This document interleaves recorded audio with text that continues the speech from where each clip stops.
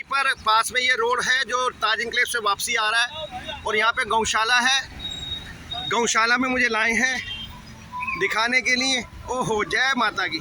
प्राचीन ओम शिव मंदिर trust registered. सुबह सुबह आप दर्शन कीजिए माता के भी, बोले भंडारी के।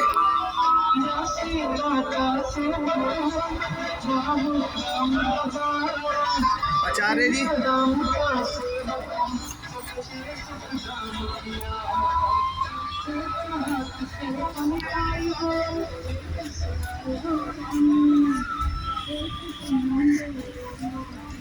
नवग्रह शनिदेव बाबा। बाबूजी एक मिनट रुक जाना, बाबूजी रुक जाओ। ये देखो जी, हम गौ माता के पास आ गए हैं, गौशाला में आ गए हैं। और ये जो हम सड़क से ऊपर उठा के लाए हैं, जो हम जैसे सभी व्यक्तियों ने वहाँ पे रख दिए थे किनारे पे गौ माता के लिए, और ये अपने उचित स्थान पर आ गए हैं, गौशाला में आ गए हैं। आप देखिए, ये गौ सेवक है जी, जो बाबूजी की मदद कर रहे हैं गौ मैया को खिलाने के लिए चारा जो हम उठा के लाए हैं सड़कों से। अब देखिए आप, एक उचित स्थान पे हम लोगों के थोड़े से प्रयास, हमने कितना प्रयास किया, मात्र 10 मिनट का बाबूजी, 10 मिनट के प्रयास में हमने गौ माता को उनका खाना यहाँ तक पहुँचा दिया। तो अब आपको अति प्रसन्नता हो रही होगी आज। आप हमें पसंद हो कि आपने रास्ता दिखा दिया, आपने रास्ता दिखा दिया। ईश्वर आप पर गौ माता की विशेष कृपा रखे। ये देखिए जी, गौ माता को जो दाल लाए थे वो दाल डल गई है। और यहाँ पे हमारी गौशाला है। करीब कितनी गायें होंगी भैया यहाँ पर? इधर इधर बताओ, आपका शुभ नाम? मेरा नाम रघुवीर राय। रघुवीर राय जी, कब से हैं यहाँ पर आप गौशाला में? मैं तो बहुत दिन से। तो गौ सेवा के आप सेवा करते हैं यहाँ पर, तो कुछ तनख्वाह वगैरह मिलती है, कैसे गुजारा होता है? तनख्वाह मिलता है। कितना तनख्वाह मिलता है? 11,000 मिलता है। 11,000 रुपये। तो टाइमिंग क्या आपका यहाँ? 24 घंटे यहीं रहते हो? 24 घंटा रहता हूँ। परिवार कहाँ रहता है? बिहार में। बिहार में। तो कितने सालों से यहाँ? मैं तो बहुत दिन 2005 से हूँ। 2005 से हो। तो टोटल गायें कितनी बताई आपने आज की डेट में? 15-16 है। 15-16 गायें। और तो इनके बच्चे, मतलब गौ वंश पूरा कितना है? छोटे बच्चे मिला के सब 15-16 हैं यहाँ? अच्छा, किन की है ये गौशाला? बंसीलाल नेताजी का है। बंसीलाल जी जो अपने कांग्रेस के नेता रहे हैं, निगम पार्षद वगैरह रहे हैं अपना गीता कॉलोनी से। अच्छा, उनका है ये। किस नाम से? नाम तो हमें इतना पता नहीं। नाम वो बोर्ड लगा, मैं देख लेता हूँ। तो आप 2005 से यहाँ पर रेगुलर ड्यूटी दे रहे हैं, अपना गौ माता की सेवा कर रहे हैं। अच्छा, कभी गौ माता जब उम्र हो जाती है, कोई बीमारी हो जाती है, प्राण छोड़ देती है, तो उस टाइम उन गौ माता को कहाँ भेजते हैं आप? उस टाइम वो गाड़ी वाले आते हैं, उठा के ले जाते हैं। गाड़ी वाले कौन होते हैं वो? अब इतना हम नहीं बता सकते। नहीं, कसाई होते हैं? नहीं, कसाई नहीं होते। कौन होते हैं? वो ले जाते हैं उधर, अपना दफनाते हैं, उठनाते हैं। कहाँ पे? अभी जगह का नाम हम नहीं बता सकते। जगह का अब की बात ध्यान रखना, मैं आपको नंबर दे के जा रहा हूँ कि जो व्यक्ति आए, अगर ऐसा दुर्भाग्यवश ऐसा कभी कुछ होता है, देखो सबको आए संसार में, गौ माता को भी जाना है, हमें भी जाना है, सबको जाना है। अगर मेरी कोई गौ माता किसी वजह से प्राण छोड़ती है तो मुझे बताइएगा, मैं खुद आऊँगा और देखेंगे कि वो गौ माता को कहाँ लेके जा रहे हैं। अगर उचित स्थान पर जा रहे हैं, दफना रहे हैं तो अच्छी बात है, नहीं तो आपको पता है व्यापार हो रहा है। गौ माता को भी कसाईयों के पास उठा के ले जाते हैं और बेच देते हैं, वहाँ से उन्हें 2-4 हज़ार रुपये मिल जाता है। क्या जब हम अपने माँ बाप को, बाबूजी, अपने माँ बाप को हम या तो दफनाते हैं या जलाते हैं, यही है ना संसार का नियम। मुस्लिम है, क्रिश्चियन है, दफना देते हैं, हिंदू है, जला देते हैं, अग्नि में प्रवाहित कर देते हैं, जल में प्रवाहित कर देते हैं। तो ऐसे ही गौ माता का भी हमारा संस्कार होना चाहिए, जिसे हम माता कह रहे हैं, उसके बाद भी कसाईयों के हाथ बेचा जा रहा है मरने के बाद भी, कि उनकी हड्डियों से ये बन जाएगा। हमारे पास ये चीज़ नहीं है। नहीं, आपको नहीं पता, हो सकता है आप जिसे दे रहे हैं कहीं वो ऐसा तो नहीं कर रहा, हमें सिर्फ ये चेक करना है। अगर वो ऐसा नहीं कर रहा है तो हम सारे में उसे ही भेजेंगे, हर जगह उसे ही भेजेंगे। ठीक है, अपना फ़ोन नंबर बताओ। मोबाइल नंबर हमें याद नहीं रहता है। मोबाइल नंबर याद नहीं रहता? अच्छा, मुझे अभी मिस कॉल मार दोगे ना, मुझे मोबाइल नंबर मिल जाएगा आपका। तो आ जाइए, आप मुझे थोड़ा सा और दिखाइए गौशाला में और क्या क्या है। ये देखिए, और भी जो दानी पुरुष दे जाते हैं यहाँ पर, दान टोकरा बना रखा है, इसके अंदर आ जाता है और गौ मैया को पहुँच जाता है। ये गौवंश है हमारे। डाल दीजिए। थोड़ा सा यहाँ डाल दिया बेटा एक बार मैं आपको वीडियो में ले रहा हूँ, जल्दी कर मैं दो। मैं जल्दी कर दिया। बहुत अच्छा कर रहे हो कि आप गौशाला तक पहुँचा रहे हो, सड़कों पे नहीं डाल रहे हो। तो जो भी आपके दोस्त हो, सहेली हो, मोहल्ले वाले हो, बाबूजी आपको सिर्फ उन्हें ये समझाना होगा। आपकी बिटिया आई, मुझे बड़ा खुशी हुई, एक अच्छे स्थान पे आप ला रहे हो। लोगों ने अभी एसडीएम ऑफिस के बीच में जो पटरी है उस पर डाल रखा था। हम लोग एक बुजुर्ग अंकल जी की मदद से मैं सारा कुछ उठा के लाया, कम से कम 10 किलो के करीब। अब रोड कितना हैवी है, वहाँ से जगतपुरी की तरफ से ट्रैफिक आता है, इधर से ताज इंक्लेव से आता है, इधर फ्लाईओवर पे भी जाता है, सब जगह जा रहा है। बहुत हैवी रोड है। कोई ना कोई गौ माता हम सड़कों पे छोड़ देते हैं, भूखी छोड़ देते हैं। वो भूख के मारे बेचारी आती है और कितनी बार दुर्घटनाग्रस्त हो जाती है, बहुत बड़ा एक्सीडेंट हो जाता है। तो कृपया करके आप भी ये स्थान सबको बताएं कि गौशाला में पहुंचाओ। तो इसीलिए बहुत अच्छा, बस आपसे यही है बेटा, बताना है आपने।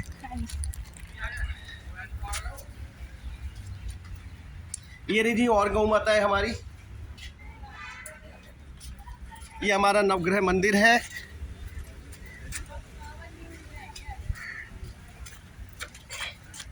ये हमारा नवग्रह मंदिर है जी।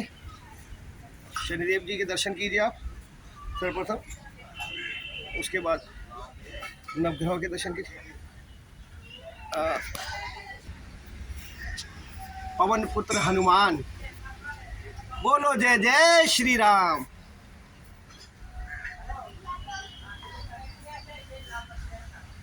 ब्रह्मा मुरारी त्रिप्रांतकारी भानु शशि भूमि सुतो। ब्रह्मा मुरारी त्रिप्रांतकारी भानु शशि भूमि सुतो उदाश्चय देवाश्चय।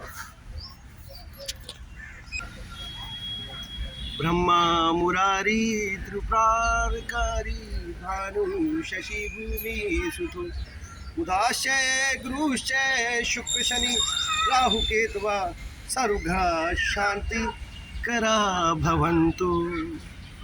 जय जय श्री राम, जय जय श्री राम, हर हर महादेव, जय जय शनिदेव, मेरे आराध्य देव, संकट हरो सभी के। और भी दिखा रहा हूँ जी, इस गौशाला में ये विशाल केले के वृक्ष हैं और यहाँ पर सभी पूजा पाठ के उद्देश्य से आते हैं। एक और मेरी देवी मैया छोटी बहन आई है यहाँ पर। ये अब मंदिर में जा रहा हूँ, देखिए बिना नहाए धोए मैं मंदिर में घुस रहा हूँ, लेकिन प्रभु की कृपा है। ये एक ब्राह्मण देवता की गद्दी है जहाँ वो बैठते हैं भगवान की सब सेवा करने के बाद। ये माता विराजमान है, मेरे भोले भंडारी विराजमान। ऐसी भोले भंडारी की चमत्कारिक मूर्ति आपने, मुझे नहीं लगता, क्योंकि मैंने नहीं देखी और मैं खुद देख रहा हूँ, आप लोग भी सब देखेंगे। और ये यहाँ जो ब्राह्मण देवता है, एक दूसरे ब्राह्मण देवता है। प्रभु जी क्या शुभ नाम, थोड़ा सा इधर आ जाइए।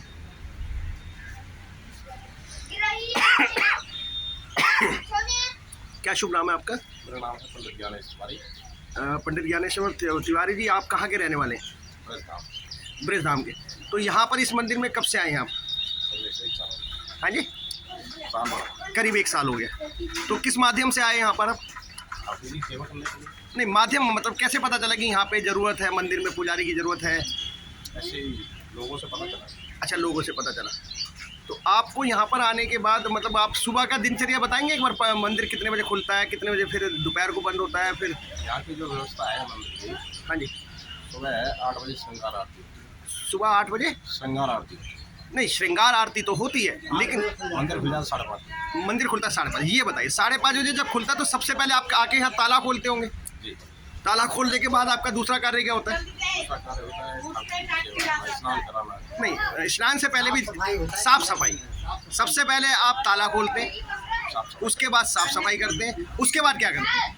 उसके बाद स्नान कराते हैं। स्नान कराते हैं। स्नान कराने के बाद तो श्रृंगार होता है। फिर श्रृंगार होता है। श्रृंगार के बाद श्रृंगार के बाद फिर आरती होती है। आरती होती है। आरती होने के बाद भोग लगाया जाता है। भोग के बाद भोग के बाद भक्तों को प्रसाद वितरण किया जाता है। जी, उसके बाद उसके बाद आप गद्दी पे अपना विराजमान होते हैं, तिलक लगा के नित्य कर्म श्रृंगार करके आप अपना गद्दी पे विराजमान होते हैं, जहाँ पे मेरे जैसे व्यक्ति आके 10-10 रुपए की दक्षिणा आपके हाथ में डाल के आपको भिखारी बनाते हैं।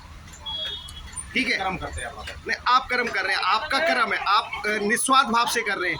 ईश्वर है, प्रभु है, मेरे जैसे कोई दानी आते हैं, लेकिन 10-10 रुपये जो देते हैं ना, उस 10-10 रुपये की वजह से मेरा ब्राह्मण आज के डेट में भिखारी का हुआ हुआ है। करनैल सिंह जी जैसे बाहर से आ गए, करनैल सिंह जी क्या कर रहे हैं? हमें भिखारी बनाने के लिए केजरीवाल जी के पास ले जा रहे हैं। क्यों प्रभु जी? अब आप और उम्र दराज है। नहीं एक चीज है इसमें, यहाँ हम गलत, मैं कोई पॉलिटिक्स से नहीं हूँ, मैं आप गलत कह रहे हैं। हाँ, आप केजरीवाल थोड़ा सा इधर बोल, थोड़ी धूप केजरीवाल अगर एक संप्रदाय को जो तनख्वाह देता है जी। वो हमारा ही पैसा है, हाँ, पब्लिक का ही पैसा है, उसे जब देता है तो हमारे पंडितों को क्यों दिया जाता है? आपका शुभ नाम बताइए सबसे पहले। हाँ? मेरा नाम घनश्याम झा। घनश्याम झा। घनश्याम झा जी, आप कब से इस मंदिर में विराजमान हैं?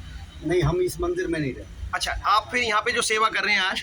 ये तो हम पाठ करने के लिए आते हैं, पूजा पाठ करने के लिए आते हैं। अच्छा, इस मंदिर में यही है आचार्य जी? हाँ, और ये हैं और अंदर हैं। अंदर है।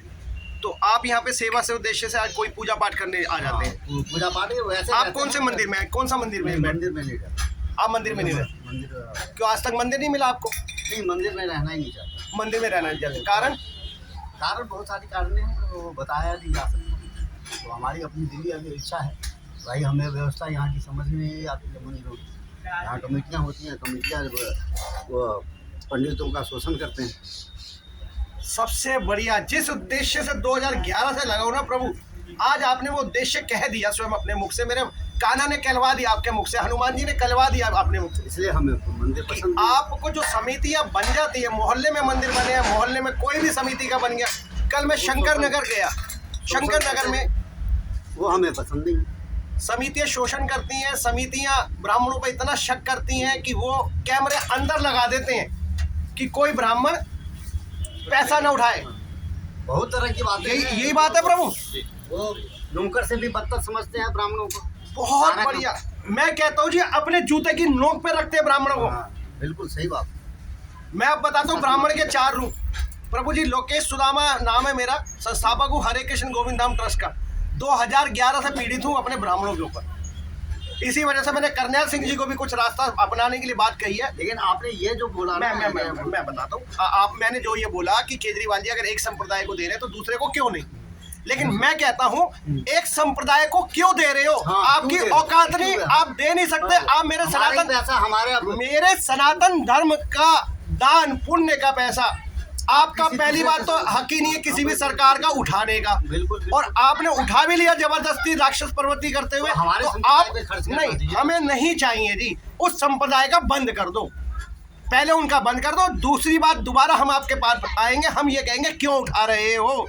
हम अपने आप स्वयं में इतने बुद्धिजीवी है कि हम अपने पैसे को स्वयं कैसे खर्च करना है। अपने ब्राह्मणों पे खर्च, सर्वप्रथम हम खर्चेंगे अपने पुजारियों पे, उसके बाद खर्चेंगे अपने मंदिरों पे, उसके बाद खर्चेंगे हम अपने धर्म, सनातन धर्म की रक्षा हेतु। हमें किसी सरकार की जरूरत नहीं। हम ना भिखारी थे, ना है, ना होंगे। हम पुजारी हैं, हम ब्राह्मण हैं, हम सभी को ज्ञान देते हैं। तो हमसे ज्ञान लो, ज्ञान के बदले में अगर भिक्षा दोगे तो वो स्वीकार होगी दान के रूप में, लेकिन रजिस्टर्ड भिखारी बन के हम नहीं लेंगे। तो मैं आपको 4 रूप बताता हूँ जी ब्राह्मण के। 4 रूप क्या है? सर्वप्रथम, जब हम लोग सो रहे होते हैं घरों पे, हम 4-5 बजे सो रहे हैं, लेकिन मेरा एक ब्राह्मण देवता, मेरे एक मंदिर का पुजारी देवता सुबह 4-5 बजे अपनी सुविधा के अनुसार ठंडे पानी से, गर्म पानी से नहाता है जब हम सो रहे होते हैं।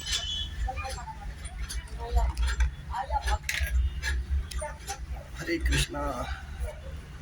और उसके बाद जब वो मंदिर में आता है, ताला खोलता है, तो उस टाइम वो होता है चौकीदार, पहला रूप। जब वो मंदिर में घुसने के बाद झाड़ू लगाता है तो उस टाइम होता है उसका दूसरा रूप, सफाई कर्मचारी।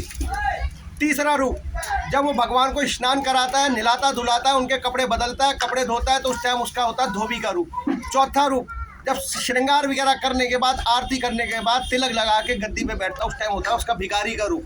क्योंकि मेरे जैसे और आप जैसे सबके 10-10 रुपये उनके हाथ में दक्षिणा देते हैं, और वो दक्षिणा जब उसे मिलती है तो कहते हैं ब्राह्मण को तो खूब मिल रहा है, खूब मजे ले रहा है। लेकिन आप खुद बता दो आपको कितनी तनख्वाह मिलती है? यहाँ से तनख्वाह 1 भी रुपये नहीं मिलती है। 1 भी रुपया नहीं मिलती। चलो मैं भी बंद हो गई, बाई चांस खत्म हो गई।